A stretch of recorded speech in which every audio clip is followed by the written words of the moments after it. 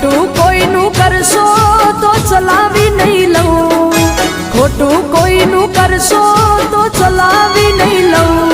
જો વળગું હું તો માતા હવર પડવા નહીં દઉં.